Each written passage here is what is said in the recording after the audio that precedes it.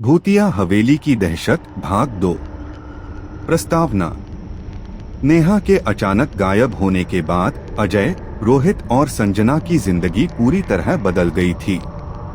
वे उस हादसे को भूलना चाहते थे, लेकिन अजीब घटनाएं उनका पीछा नहीं छोड़ रही थीं। पहला भाग, नेहा की वापसी। एक रात रोहित अपने कमरे में बैठा हुआ नेहा की तस्वीर देख रहा था। उसकी आंखों में गहरी उदासी थी। अचानक कमरे की लाइट झपकने लगी और ठंडी हवा चलने लगी।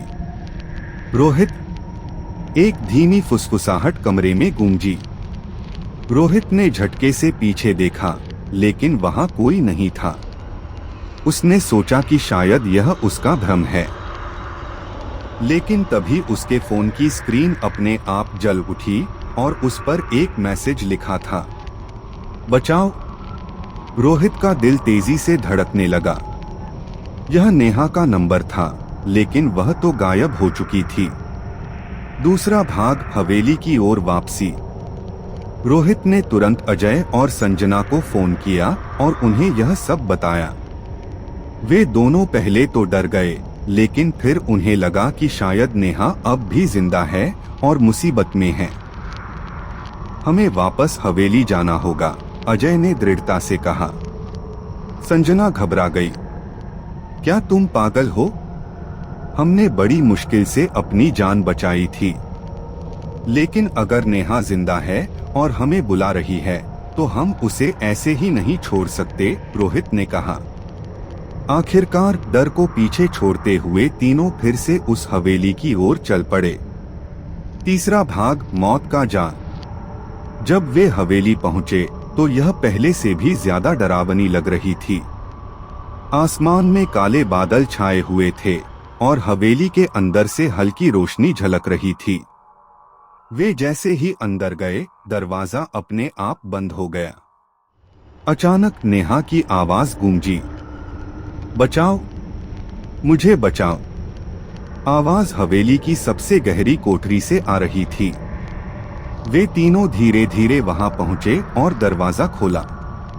अंदर अंधेरा था, लेकिन जैसे ही उन्होंने टॉर्च की रोशनी डाली, उनकी आंखें फटी रह गईं।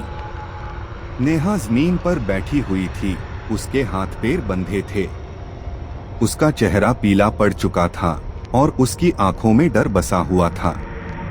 नेहा, संजना चिल्लाई और उसे खोलने के लिए दौड़ी। लेकिन जैसे ही उसने नेहा को छूने की कोशिश की, नेहा की आंखें लाल हो गईं और उसने एक राक्षसी आवाज में कहा, तुम सब मरोगे। चौथा भाग, आत्मा का हमला। अचानक पूरा कमरा कांपने लगा। दीवारों से खून टपकने लगा और हवा में भूतिया फुसफुसाहटें गूंजने लगीं। नेहा का शरीर हवा में उठ गया और उसके चारों ओर काले धुएं का बादल बनने लगा। यह नेहा नहीं है, यह वही आत्मा है, अजय चिल्लाया।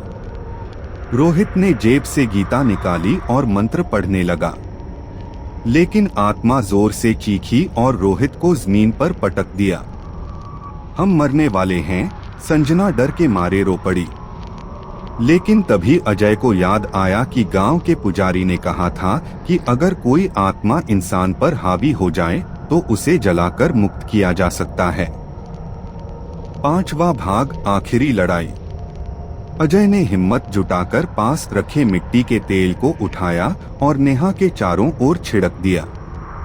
फिर उसने माचिस जलाई और जोर से चिल्लाया, अगर तुम सच में नेहा नहीं हो तो जल जाओ। जैसे ही उसने आग लगाई, एक भयानक चीख गूंजी। आत्मा नेहा के शरीर से निकलकर जलने लगी। उसकी काली आकृति तड़पने लगी और हवेली में जोरदार कंपन होने लगा। आखिरकार आत्मा राख बन गई और नेहा जमीन पर गिर गई। अंतिम भाग, क्या सच में खत्म हुआ सब? नेहा को होश आया और उसने डरी हुई आंखों से चारों ओर देखा। मुझे कुछ याद नहीं, उसने धीरे से कहा। अजय, रोहित और संजना ने उसे गले लगा लिया। लेकिन जैसे ही वे हवेली से बाहर निकले, उन्हें लगा कि सब कुछ खत्म हो गया है। लेकिन पीछे से एक धीमी फुसफुसाहट फिर गूंजी, यह सिर्फ एक आत्मा थी और भी बाकी हैं।